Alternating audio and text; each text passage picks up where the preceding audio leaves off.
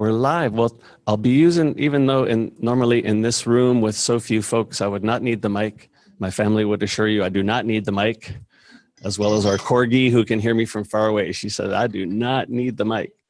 But we'll do this so our friends who are listening in remotely, we have 30 participants on the Zoom so far. And then we'll also record this for use later. So if you know of folks that were disappointed they couldn't make it for whatever reason, if they were already on their way to Corpus, right? Then we'll make sure that the link is in a spot where everybody can find it sometime later. So first, before we start, let's relax together and just say a brief prayer. So if everybody here and everybody remote, just take a deep breath and relax with me and center ourselves for a second. We're mindful, Lord, of all our blessings, and we pray especially today for in solidarity with everyone around the world dealing with illnesses of all kinds. We pray for them and their families, for all the caregivers and those seeking to help everyone be safe and healthy and to prevent these diseases and to treat those that we can. And we pray especially here in our community for those with any form of illness and for their families. And we pray for all the hard work that folks are doing across the university to help keep our students and their families and our employees and their families well informed, with peace of mind, and in good health. And grateful for all our blessings. We always ask for your wisdom to use them well. In Jesus' name, amen. So my name's Dr. Glenn James, for those who are listening remotely. Actually, my name is Dr. Glenn James, even for those who are here. I'm glad everybody could spend time together, and so we can chat and just do a little bit of update for you on this interesting virus that's making the news and appearing all around the world. That it's a good time just to even pause, sort of like even in our prayer, and recognize that all the things that we're doing as an institution, we're doing in great solidarity with amazing networks of folks from around town. Actually constantly, our Office of Environmental Health here on campus, for instance, is always connected with the city infrastructure for emergency management. So long before this particular virus started to make the news, we're in constant contact with the city on how to respond to these sorts of things. Early notice, if there's notice of things in the city or in the region, of things that we need to do, we get that early notice. So for this particular case, when a lot of guidance and the latest information comes from the Center for Disease Control, or CDC, or from World Health, WHO, we find out as an institution pretty quickly because we're connected to those networks. And then similarly, as we have questions or a patient presents at our clinic and we want to make sure we're doing the right things, we're on telephone calls and emails and checking all that guidance to see what sort of things we need to do. For us as an institution, a similar sort of thing happens. We're unique in some ways that we have so many sister schools, right? So we have agreements with over 130, maybe as many as 140 institutions around the world. We have about just shy of a dozen students who are on study abroad in various places and folks who want to travel or have been on travel. So our international office is also in network with all of the international study abroad offices of all the institutions across America. So they are also conferring on smart moves. What's the latest news? What are you doing in this country? How are you helping these students? So there's this wonderful teamwork of best practices and current news that UIW is very well connected to. So part of our connections is to help meet everybody on campus who's working this particular puzzle. So I'm on sort of the little planning team, both representing the provost and because I have a little bit of experience with incident management. And so my normal day job, I'm in pretty much doing whatever Dr. Barbara tells me to do. One of the folks I would like to, two of the folks, how much would you expect to pay for this kind of help? Wait, don't answer yet, there's more. So I realize for our remote friends, we're not on camera right now, but I do want to introduce our medical directors for the university and for our campus clinic. Listen, we got spoiled so much, there's one microphone for each of you. So let me first introduce our medical director, Dr. David Garza. If you would just say hi to everybody, please. Hi to everybody, please.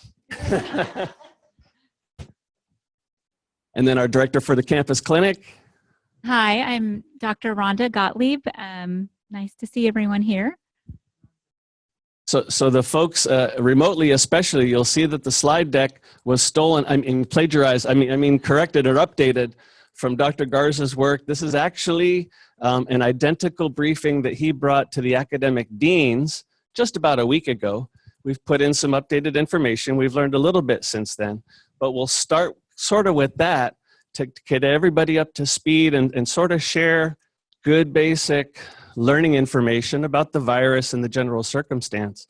And then later in the slides, you'll see information about what are we doing on campus and sort of what sort of things are next. Even if you didn't interrupt, the slides themselves take not even a half an hour, right? Pretty much. And that was with the deans rudely interrupting and posing questions. I want to encourage you as we go through, please do post questions. We're here for this time for your questions and answers. So this is not a, pinkies up, run through the slide deck thing. The slides are just a mechanism for us to begin conversation. So the most important part of our time is for you to raise questions. Please do that. And then for the folks who are remote, if you can hang in for a little bit after the slide deck, I'll sort of staff at the counter, and we'll look for ways that you can contribute. We'll unmute and/or we'll text questions. So we'll make sure there's opportunity for that. So Dr. Garza, if you don't mind, I'll be your slide dude, and I'll run slides forward, back, however you want. If you can start with sort of the basic teaching things. This is the point where my wife would remind everybody, I'm not that kind of doctor, but Dr. Garza is, and so he's the expert on this one.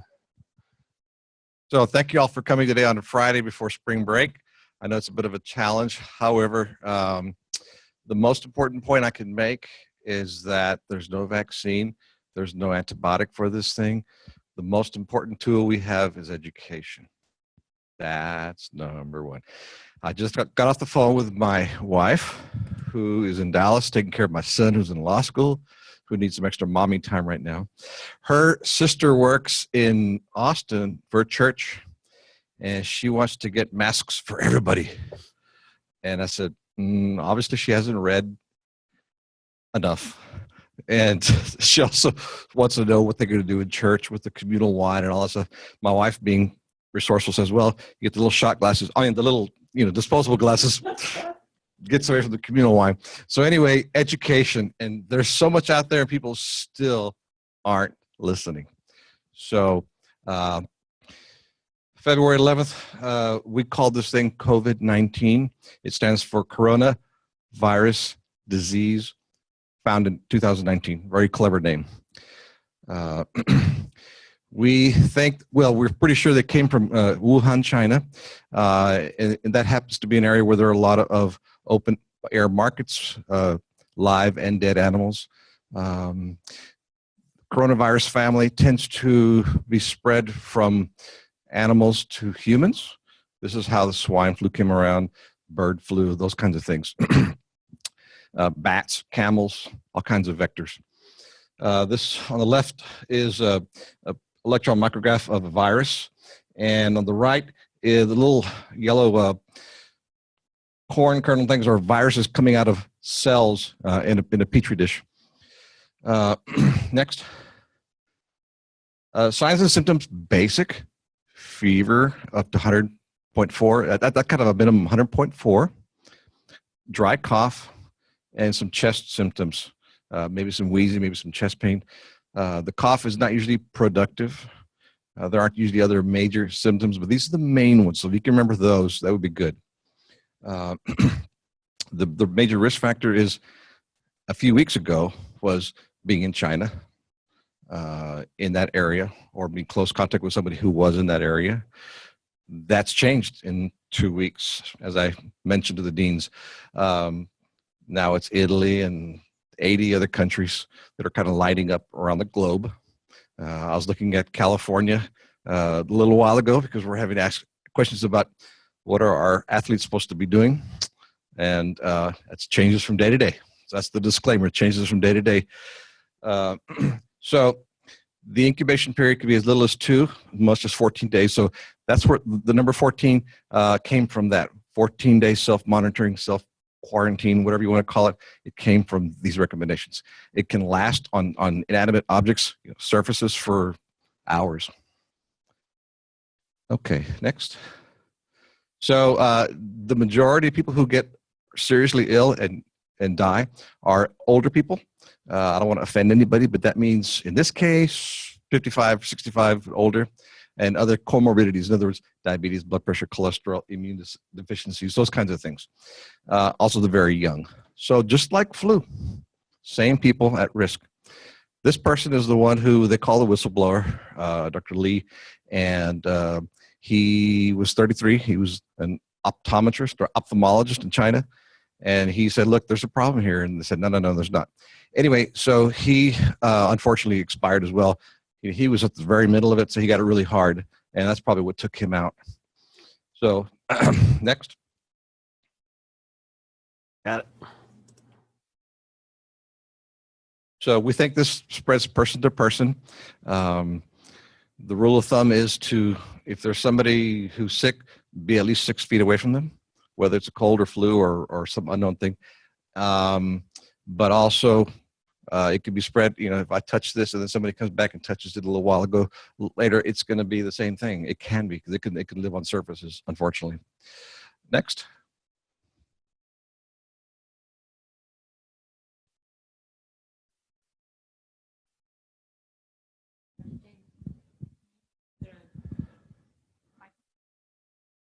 Are you able to hear from this microphone?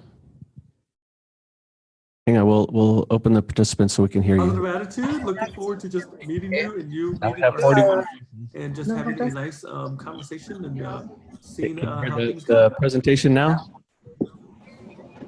Great. You have a great rest of the day, Mr. Miller. We'll see you next Tuesday. And like I said, if you have any thoughts or questions, don't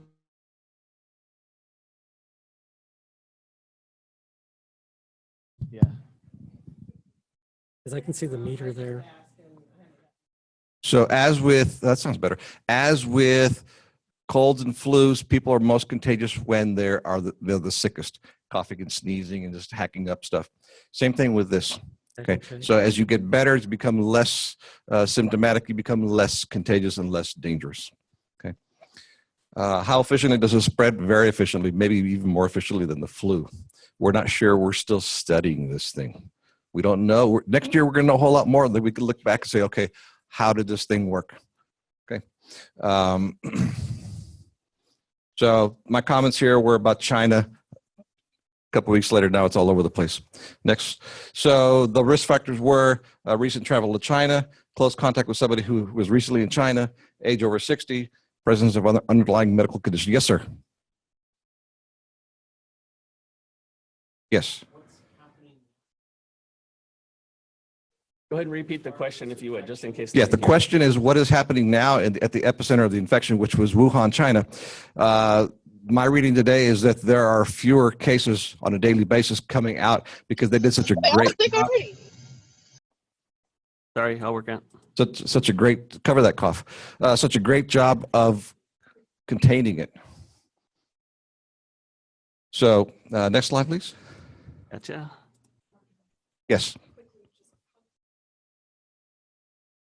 The question is, how long can this stay on the surface? They're thinking maybe 9 hours. As they're able to isolate this thing and culture it, they're going to do some experiments. They'll probably find out exactly. So testing has been problematic in this country. The availability of kits, the quality of the kits. San Antonio just got some more kits, I think, yesterday. And with each kit can test 58 different people. Dr. Gottlieb just sent me an email earlier that Quest Labs is going to be processing testing. They won't accept people coming to Quest Labs to be tested, but they will accept the specimen. And my guess is that those specimens, the testing kits will be made available to emergency rooms, but probably not your garden variety primary care doctors, because not everybody's going to want to gown up in a spacesuit and do all those kinds of things, or in a hospital they can. So that's good because it relieves the burden of having to wait for the CDC and Metro Health and all those kinds of things. So there's going to be a bottleneck here pretty soon, if not already. So who should be tested? If you're at risk, if you have a temperature 100.4, cough, which is a dry cough, maybe some chest symptoms, then you should be tested. Risk. So if you've been to China or been in contact with anybody who has been from China, that area of China, or another area where the disease is prevalent. There was somebody who's a healthcare professional, came back to Dartmouth up in the Northeast. They were in Italy. They came back on a Friday. They went to a clinic because they were having symptoms, and they were told, you were in Italy, you should go home. Don't pass go, don't collect $200, stay home. And they didn't. They went to a mixer that night instead, got somebody else sick, and now they're both tested for COVID. So that's who should be tested. The question is, not everybody who's got a cold or flu or sniffle wants to be tested. So we have to use these judicious. Yes. Correct. The question is, what's the fever threshold? 100.4, which is not a whole lot of fever. So those are the risk factors. Unfortunately, because of the community spread now in California and Arizona and a bunch of other states, community spread means we believe that these people did not spend time on a cruise ship, did not spend time in South Korea or Italy or China. They got it from somebody else. They don't know who it was because that other person probably thought they had a cold or flu, or maybe had very little symptoms. So they were silent carriers, transmitted it innocently. Nonetheless, it's being transmitted in the community. You don't have to be that symptomatic to give it to somebody, obviously. I think next year when they, like I said, they do the retrospective look, we're going to know a whole lot more about this. So it's unnerving. It's not like an outbreak of, a normal infection that we know about. MRSA, methicillin-resistant Staph aureus. You get it from gymnasiums, from people, from, those kinds of things. We understand it. We know how it works. I could diagnose it on the phone. It's that easy, just about. This is different, a different animal. So it's evolving. Next. Slightly older data. This has changed. In the United States, we have about 170 cases. We've had 13 deaths as of about an hour ago. And a lot more people out there who probably have symptoms, haven't been tested, or who are going to get symptoms. We don't know. There's a lot on the West Coast. There's some on the East Coast. There's a bunch of states. Texas now, I think, has maybe a couple of cases in East Texas. San Antonio had some, but they were all imported. As Dr. James says, we didn't have any, so we had to import some to Lackland Air Force Base. So we're on the map now. Thank you. All right. Next. So what should you do if you think you have the symptoms? Don't get in your car and go to a clinic. Call first. If you're a student or faculty member, we will take your call at the UIW Health Services. And based on what you tell us, we can tell you what the next best thing to do is. Come see us because it's probably just something else. Or, hey, you're really high risk. You just got off the boat from China. And Metro Health, and we'll get you into the first practical place. Don't take public transportation. Why give it to somebody else? All right, next question. Okay, next. So prevention and treatment, again, is the key.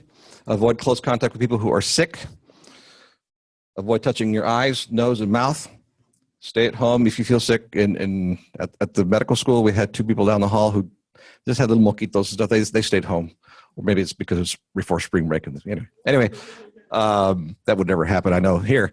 Cover your cough or sneeze with a tissue, then throw it in the trash. Or throw it away. Clean and disinfect frequently those surfaces that are touched. Routine sprays should do the trick. Next.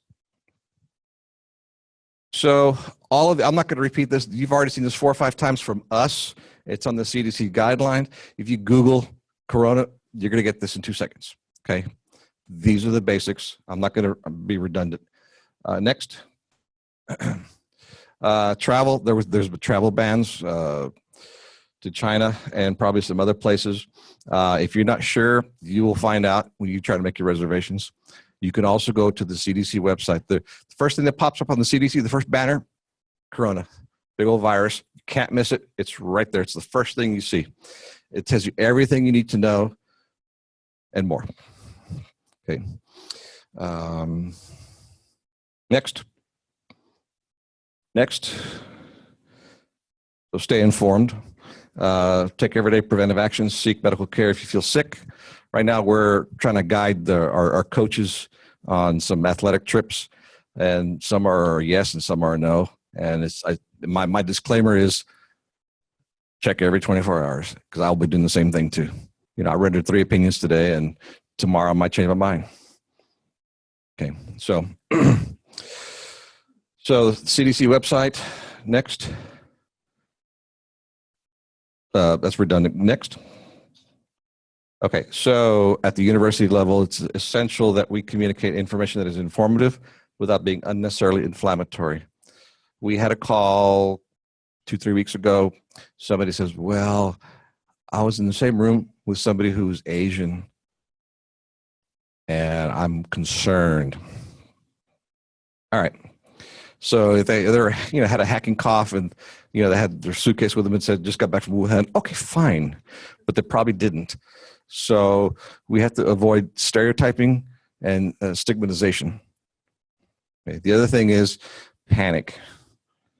People are theorizing it's probably going to happen, that there's probably going to be more negativity from people reacting to the infection than being infected by the infection. The economy, we've already seen the economy. Okay. If everybody quarantines themselves because they think they might have something, then people who are in key roles in society, bankers, lawyers, healthcare workers, first responders, they're going to be quarantined. Then who's going to take care of everybody else? So we have to be reasonable about this. We can't prevent people from making rash decisions. That's always going to happen. There's always a few people who make rash decisions, and there's people who are going to do everything like they always do because they don't care. And there's people in the middle. So be the person in the middle who's rational. Next.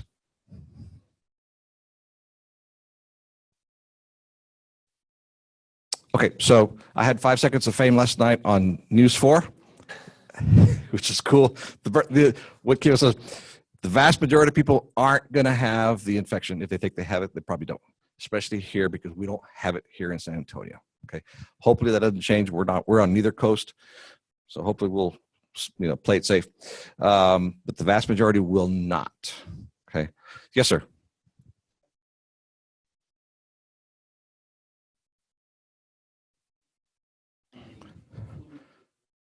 Well, I'll repeat the question. The question is this a winter virus, which is the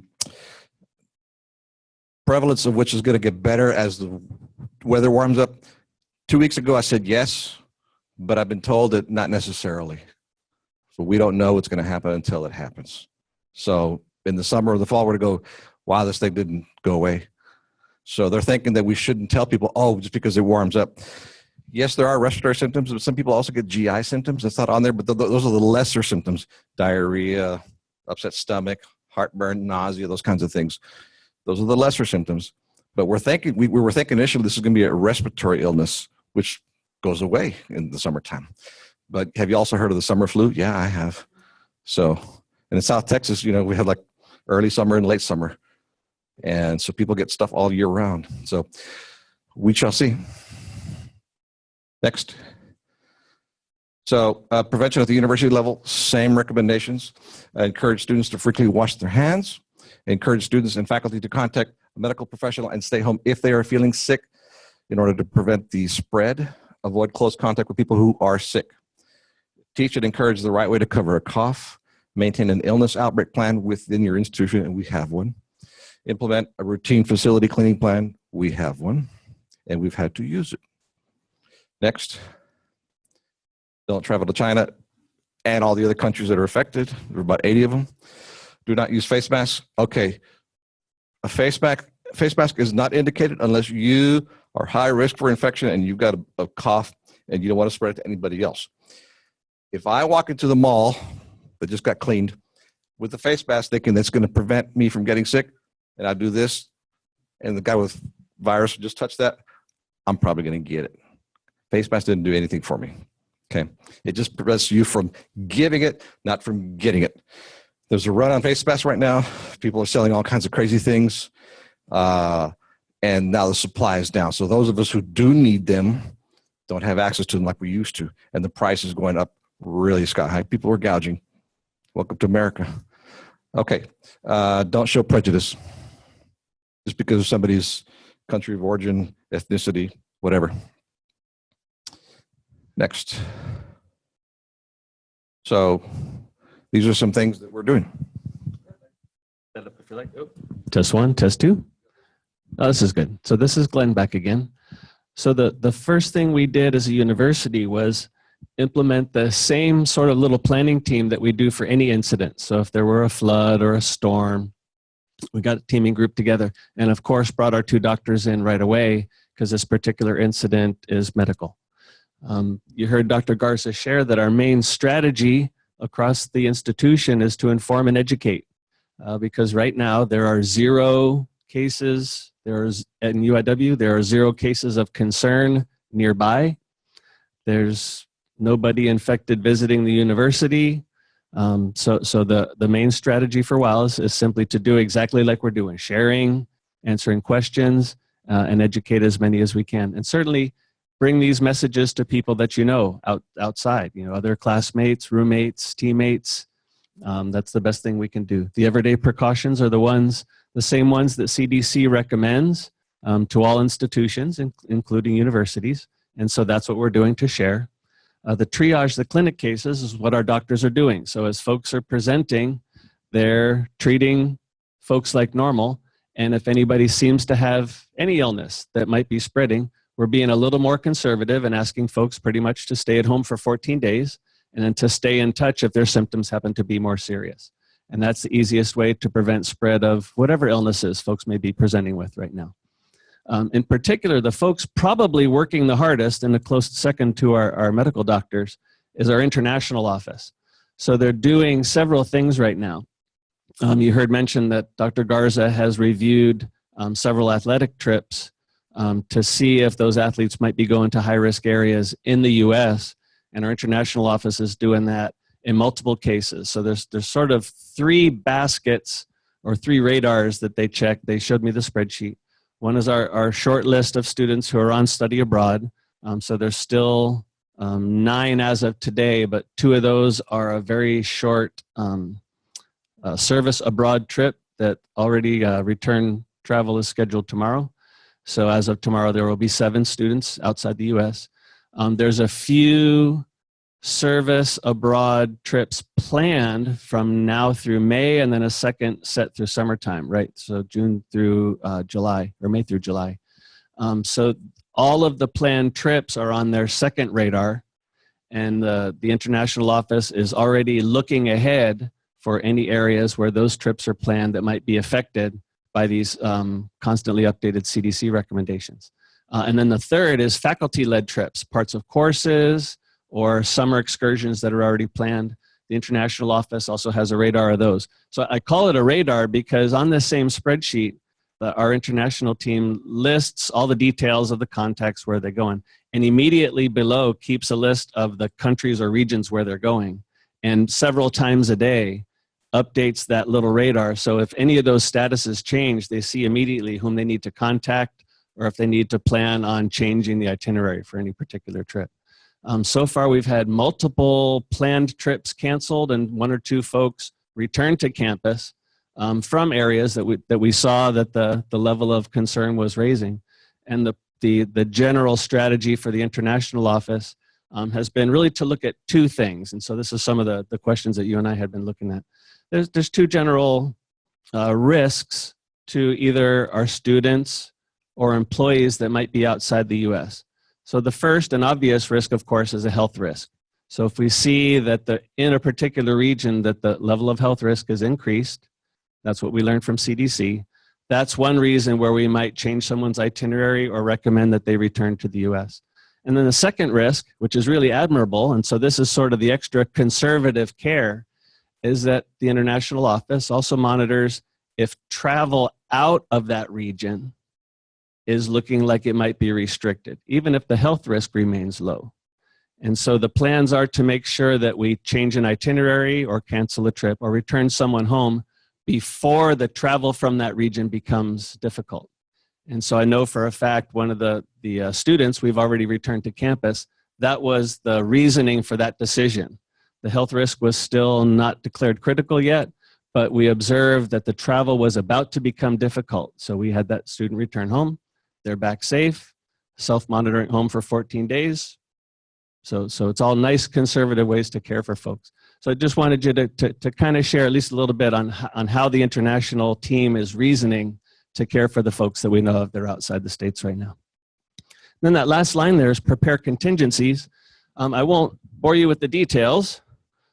This is sort of where some of the folks in the room have been, there's our do not page, have been working. But in the ways that as an institution we respond to incidents, for this particular one, as we see sort of separate projects or separate questions or issues, we'll set up a separate working group or a team to address those sort of things. So let me I'll do these sort of out of order from the slide. I'll start with the bottom on business continuity. So just this week, all of the vice presidents and directors of major parts of the university, we met with the executive council, and they've begun a process we call business continuity. So it's a little template, it's a checklist of questions that we ask ourselves within each office and try to think, in 2 or 3 weeks from now, if for any reason the San Antonio health risk became high, and if we decided we would need to restrict access to a campus or quote unquote close a campus, right? We probably wouldn't do that unless we actually had an infection at a location, right? But if we needed to restrict access for everybody's health, what are the steps each office would need to take so we could be ready to work from home? So we don't have the answers for all that yet. All the deans and the vice presidents and directors are working on that. It's the perfect time to do it because the health risk in San Antonio is low right now. So they'll spend the next 3 weeks or so making a first draft on that. So that's business continuity. I'll go to the second one from the bottom there, the transition to online. So again, in that instance, if we were to need to restrict access to any UIW location, and we need to say any, right? There's lots of locations. We teach at 12 different places in San Antonio. We have Corpus Christi as a separate campus, 2 major campuses in Mexico, 2 smaller ones in Europe. The things we're thinking of need to apply for everybody. So if any of those locations we're going to need to restrict access, then we can do some very practical steps now so that your faculty will be ready to teach basically as much as we can, pretty much all the courses online. And so we're blessed. We have excellent computer infrastructure. We have already the tools, the Office 365 that has everything operating in the cloud, all that's already. The Blackboard course infrastructure already exists. And for pretty much every course, those Blackboard courses are already created. So this wonderful infrastructure is already there, but we know there's different teaching styles and different kinds of courses. So not every faculty person, and especially our part-time community, they haven't had time to use that or they're not engaging in that yet.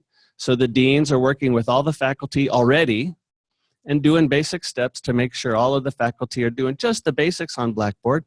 So if in 2 or 3 weeks, we have to work off campus for a week or 2, that all of those folks are already sort of warmed up. The students have kind of checked it out and checked their Blackboard courses. So we're doing those steps now again, while the threat is nice and low and the faculty can all help each other. So that infrastructure, that preparation is already in place in case we were going to need to move online.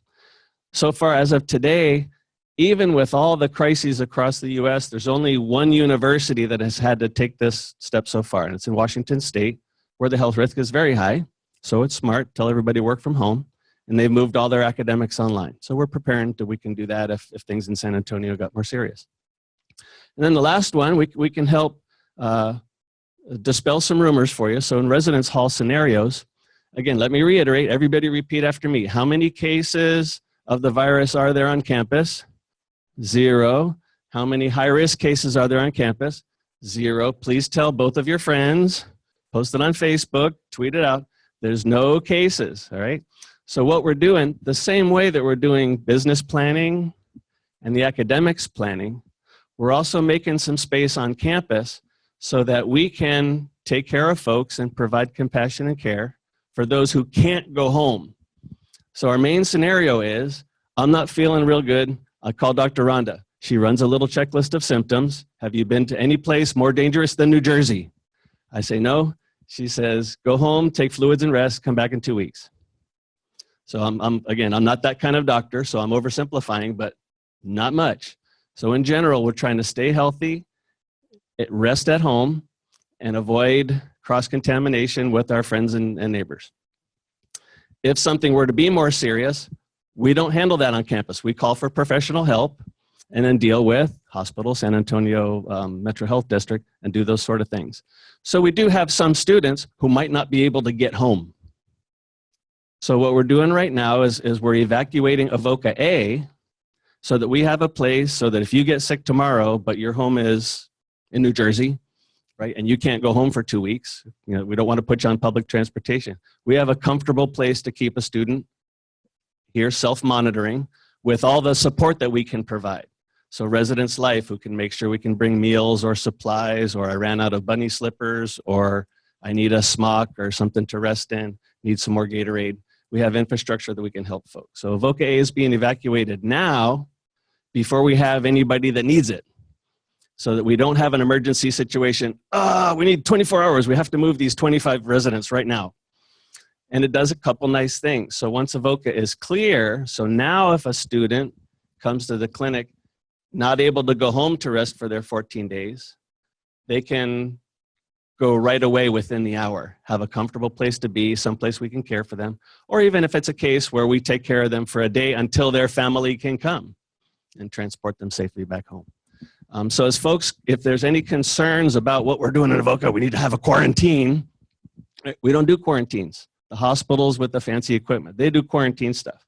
We help people rest and relax and self-monitor so they can be safe. They can be out of the dorms where they might cough or sneeze on somebody and be somewhere here in the campus where we can provide some support.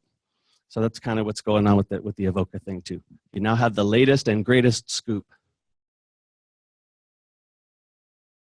So there's a summary of the things that we've chatted about. Now we'll take time. I'll pass a mic, or I'll be happy to repeat any questions you might have, questions you've heard from other folks. The smartest 2 doctors in the world are here, and I'm here to help too. For everything else, there's an ITSA or MasterCard. So Tracy in the back, please, go ahead.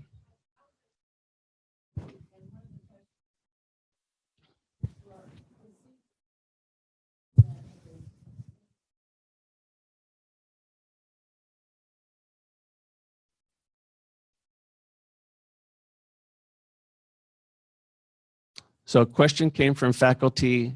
If we reach a scenario where we're working from off campus and the student has to use a phone with a data plan in order to keep up with classes, do we have a plan to reimburse the student? I would say no, not at the moment.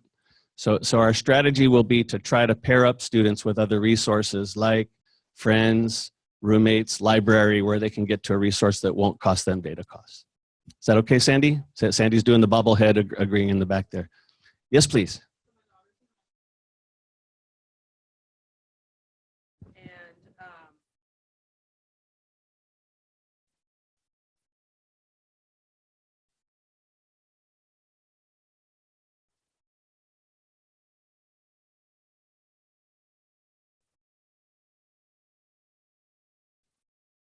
Gotcha. So the question is, we have an employee with a student in Heidelberg, one of our study abroad students, and actually, so everybody knows, we have 2 there at the Heidelberg campus. And the data, the publicly available data in Germany is reporting more and more cases. So it's approaching 600 being monitored. Yeah, so it's probably 600 that are being monitored closely and seeing. I think there's been several confirmed cases in Germany too. And so part of the question is, what are the thresholds that change a risk level? Very good question. And when does the student need to be concerned that we need to sort of take some action? So I can help with a couple. So that's a very good question. So first is, as an institution, we rely on the CDC indicators for the risk level. So we can check those together. I'm not as familiar with them. But what we rely on for decision-making is the CDC levels. So here's a good example that's happening right now. In France, France just changed their internal awareness level from whatever their index is, right, from a 2 to a 3. But the CDC threshold wasn't changed. So the CDC didn't change it for France yet. But we're still aware that France is a little more concerned. So that means they'll take different actions. Different funding will be available for interventions. That's what's happening there. So in Germany, neither the national nor the CDC has changed the level yet. So that's the first thing that we check. The second thing that's not as obvious from the CDC is how our international office tracks the availability of the travel.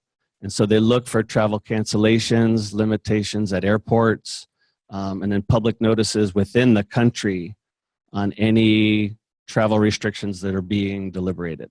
So that's sort of the extra level that they look at to kind of make that decision. The example where we did bring the student home early was in Korea. So I forget what the levels were, but it was at a 3, and we brought the student home. Right? Go ahead and use the mic. Dr. Rhonda has some. Can you hear me? There you go. Okay. So when we brought the student home from Korea, it was at a level 3 travel advisory, but they had not limited, and they still have not limited travel to and from China. And all the requirements is that person self-monitor. But we as an institution implemented self-isolation. So in Korea is the second leading country with COVID-19, so it's significantly higher. So again, we don't know exactly the level they're making it. From what I've read, it's a percentage. So it's considered a 20 to 30% of their population. So I don't think it's off of numbers specifically. It's a country population. And I have no idea what Germany's population is. Do you? No, I don't. Okay. So basically, when Korea was level 3, but there weren't any travel restrictions yet, we said, get that student home. And so within 48 hours, they were on a plane back. So to the immediate question, though, is I do have a little bit more to share, and I was able to email this to your daughter, but good for everybody. So this weekend, our international team will get together and review all these, what I call their radar, right? All of our students in detail, so that on Monday they can bring some recommendations on whatever the updated status is for all the places we have folks. So we anticipate on Monday we'll have a good update that they'll bring to the provost first. And so anybody with family, or if you have roommates or teammates that are out, we'll have good updates for you coming on Monday for that. Oh, please. So I just want to say on behalf of myself as the provost and everyone, I know as a mother, besides being an administrator, I know you're very concerned for your daughter. And so we're concerned, and we're going to pray with you. And so I just want everyone to know that at this time, we need to be supporting each other, because I was with a group of students yesterday in one of the classes, and the students happened to just share with me, he says, I have an anxiety disorder, and I'm having a really hard time during this time. So I think we need to be cognizant of that of the mental health issues that people may not be able to share with you, but to be able to support each other during this time, because as both doctors have said, it's very fluid. And I think as a university, with Dr. Evans and our team here, our emergency team, and all the faculty and deans, everyone is working very hard during a fluid situation to ensure that we are keeping all of you safe. But I do want to say, because I know Lisa and her daughter very well, and so I know it's different, for us when you just have, and you're worried about that. So I just wanted to give you that. We have lots more to share, but your questions are most important. Yes, please. Here, I'll give you the mic. You're used to having a mic. Oh, thank you. So once someone has been exposed and has been diagnosed, or even exposed but not necessarily diagnosed with COVID-19, do they then have an immunity from getting it a second time? So would we have immune persons walking around with persons that are still at risk? We don't know that yet. We don't, because these viruses are smart. They're smarter than bacteria that change. not just from year to year, but maybe even from month to month, and they will mutate and they'll develop resistance to other things. And so what you got today may be a different virus that is floating around next year or even a few months from now. Again, they're going to do some studies. They have to do some antibody studies. Good questions. Keep them coming. What else? You keep considering. I'm going to open up the text so that folks that are listening can text. Go ahead, Tracy. Go ahead and repeat the question. I can't speak for the CDC and the people who make the tests, but I do know that we had some tests here in San Antonio, some kits that were suboptimal, and we probably weren't the only ones. It's frustrating, but apparently we have some good ones now. Can you hear me? So Sam McDaniel and I went to San Antonio's emergency preparedness meeting on Monday, and we were told that San Antonio received suboptimal kits a week ago, and they could not confirm the validity of them. The entire state of Texas received their kits yesterday. They're testing validity, but what Dr.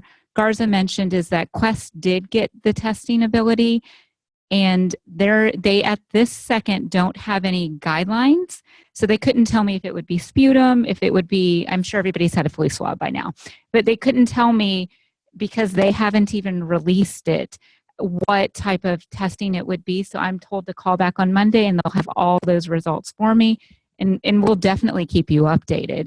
And I will tell you that UIW has done a very good job at providing any essential equipment we need in health services. So once it is available and we could increase our capacity to do it, we will, but we just at this moment can't test. We have to call the health department for every single person of interest at this moment. You have a question, Doctor? I want you to speak a little bit about people are asking, is there a cure, or is there, what is that going to look like? Okay, we don't have a cure, unlike Tamiflu, and now there's another one called Zofluza. Yeah, My favorite. those are flu antibiotics. The first one was Flumidine years ago, so now we're on the third generation. That can decrease the severity and the length of your flu infection. We don't have one for this.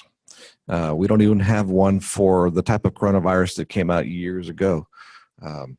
So hopefully we'll have something down the road. The most important thing is going to be to try to find a vaccine so that if this thing surfaces its head again, we can prevent the spread. So the treatment is the way you treat a cold. Fluids, rest, stay warm if it's cold outside. And then if you start getting the respiratory symptoms, then you need to get a higher level of care, because some people do get pneumonia. Pneumonia is when the bug gets in your lungs and basically inactivates them, so you can no longer exchange oxygen with carbon dioxide and you suffocate. So the San Antonio Health Department has given us a guesstimate for when a vaccine will be readily available. And they're basing it off of when we had the swine flu outbreak, they were able to create a vaccine in a shorter amount of time. But they anticipate that if there is a vaccine available, it should be during the summer. And at that time, it would come in limited quantities. They're doing clinical trials on antivirals as we speak. They've tested them on one of the clinical case studies from Washington. From the first person that was identified, they did use a trial case of an antiviral on that particular person. That person recovered, and they just don't know if it was the antiviral that helped him or if it was just the fact that he wasn't, quote, elderly. So, and that's the extent of any information I could get from the health department on the antivirals at this moment. We had a good question from the online team. The text question is, if we had to close a campus and then we switch to classes online, how do we support our students living on campus? So we have a couple steps in place. The plan is not complete yet, but I'll let you know who are the people that are working this particular puzzle. So we have a working group that Dr. Gottlieb has brought together to consider this among other questions. So the academics part is being handled already, right? The online instruction, the students living on campus could participate in classes like that. Our intent, because the circumstance would be just to limit interaction on campus and not, quote unquote, close the campus, is that in all our offices, we will identify what we'll call essential personnel. And those essential personnel include everybody we would need to support and care for the students living on campus. So in our working groups so far, it includes everybody at facilities. So there's somebody to help with the locks and the plumbing and the electricity, as well as in campus police for safety and security while that's there. And then all of our contracting team and the partners that help us with housekeeping and food service, they've been part of our planning as well. So they are already planning for the staffing that we'll need to care for students that will be on campus in that environment. So we don't have the final answers yet, but the folks in that planning are already considering that so we can care for you. That was a fantastic question. And I see a new text question has come up. Aside from the restrictions with international travel, is there a level where restrictions might occur for travel to other states or cities? And I would say absolutely yes. You can reiterate some of the questions that arose just today. Yes, it sort of depends. There's no magic equation for this. It's judgment. And we're trying not to roll the dice on these things. But if you are wanting to travel to a state like Montana that has no cases because you want to go camping, it's probably going to be okay. If you want to go to Seattle, Washington, we're going to say no. So you need to look at where it's going to be. And then there's a lot of places that are in the gray area. Those are the hard ones. You know, those are the hard ones, the gray areas. You know, they're thinking of maybe canceling South by Southwest in Austin. They? Yeah. So a major event in California, or I'm not sure, it was Silicon Valley or somewhere, all the major guys pulled out. And there's going to be a big event. So it really depends on where you're going. And then it depends on your level of anxiety. And then the other people may give you advice. You know, it's just easier to cancel than to run the risk and pay the fine or whatever. So it really depends. Really depends. And the next question from Dr. Harrison really kind of follows in that, and I'll be able to help because we have some updates just in the last 2 days. So she asks, what is their risk or if there's a procedure for any large gatherings that we either already have planned or might look ahead to? One example is commencements, but there's even some others between here and there that's a good question for. And will there be messaging for our guests to consider? So right now, overall in the U.S., the CDC general guidance is that there's no need across the board for us to consider any restrictions to large gatherings. So there's no restriction saying we should not have church services or large meetings unless in a particular region that the health risk is high. And in particular, the threshold for that is really, are there many cases blossoming of community spread of the illness right now? So for example, there's been reports outside of Texas, oh my goodness, San Antonio has 11 cases. Maybe we shouldn't go to San Antonio. And we've had to encourage some prospective travelers that all those 11 cases are either safe at Lackland or they're in quarantine in very restricted areas. So there's no community transmission of any illness here in San Antonio that would cause us to restrict. So we're encouraging people still keep coming. And it may change every day. We'll monitor and inform folks. For commencement, it's a lot further off. So we do have somebody that's going to monitor for circumstances that might cause us to change the ceremony in some way. And they're beginning now just rough sketches on what might we do instead and see what kind of options might be available. So it's far enough ahead that we don't have to look at it too much. Other thoughts from the docs on large gatherings? I think you said it all from my perspective. And from what I'm told from the San Antonio Health Department, from our emergency preparedness meeting, that they even plan on having Fiesta. So when we had the H1N1 epidemic, They did not cancel it. They monitored, and as long as we're not in a serious outbreak, they'll continue to host large gatherings.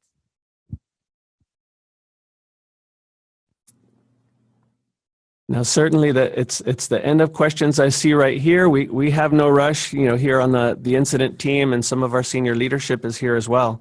I'll keep the Zoom chat room open for a little more. So if folks have some questions, they're more than welcome to type in here. One of the questions on the group chat was to have the number for our campus clinic and health services. So that is the best place to check in these sort of questions. So please continue to do that. And I anticipate we'll have lots of good updates over on Monday. But in the meantime, please do share all this good info with people that you know. Point people to the UIW site. So there is a site that describes, or actually it captures sort of a rolling, continuing log of all the messages that we've sent on campus. And it has a link to the CDC site, and that has the most authoritative things there, as well as the health services number. Any other last comments or last questions from the group? I want to thank Dr. Gottlieb for taking the lion's share of emails and phone calls from concerned relatives. I took a few too. Talked to the parent of two Cardinals the other day, so she was double happy to hear the news. Then we get some weird emails about, why did my kid not get seen at the clinic? Well, because everybody's going to the clinic and we can't see everybody. So anyway, we handle what we can. We try to do it from a personal standpoint. But if we can't do it personally, it's because we're swamped. I was handling a couple of messages before. That's why I was 2 minutes late, because I was handling messages within other departments. So we do what we can. But Dr. Gottlieb has really taken on the lion's share.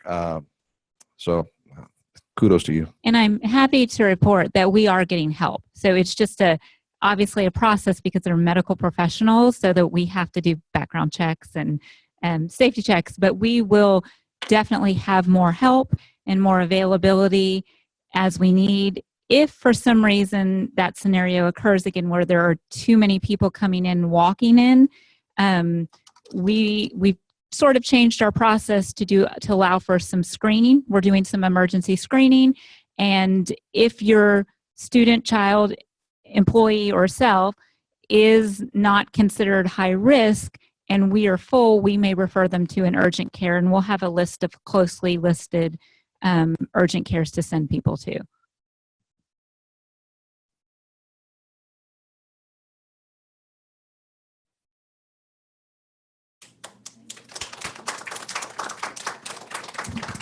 Thank you, docs.